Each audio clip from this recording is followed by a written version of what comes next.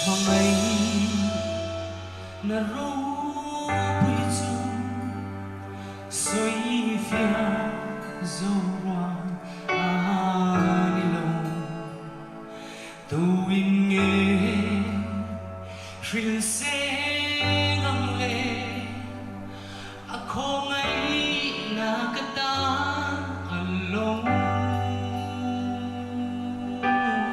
ni Hmangaihna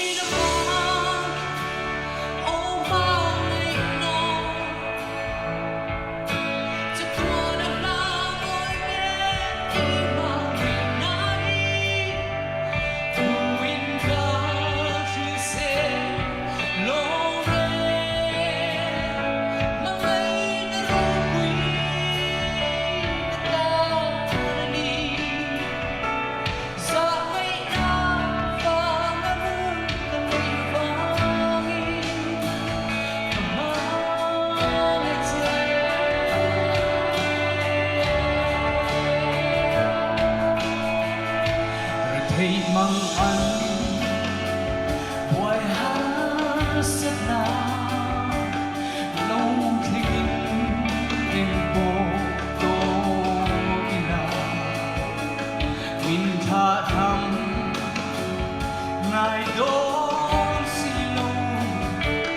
không ai là cái ta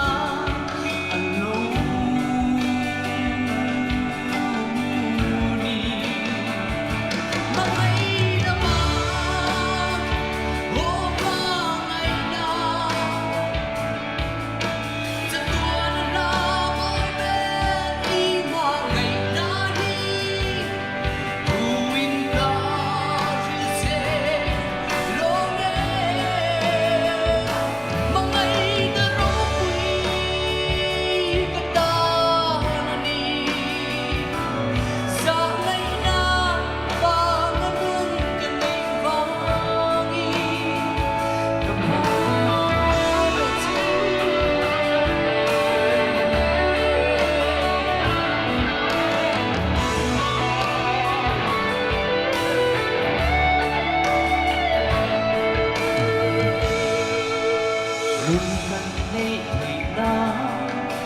sẽ ôm tiếng riêng toàn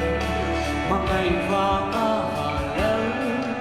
và niềm chú thăng lâu mình Dawrpui na kasari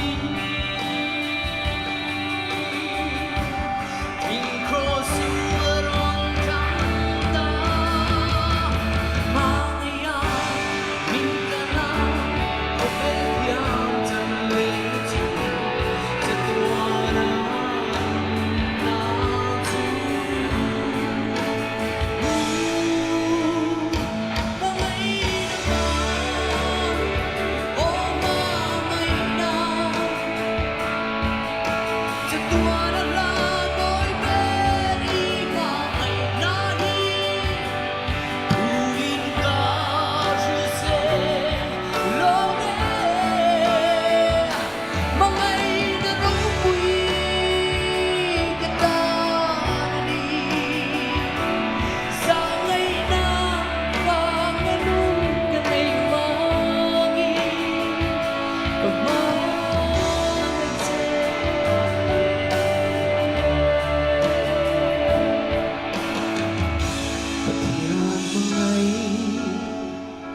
na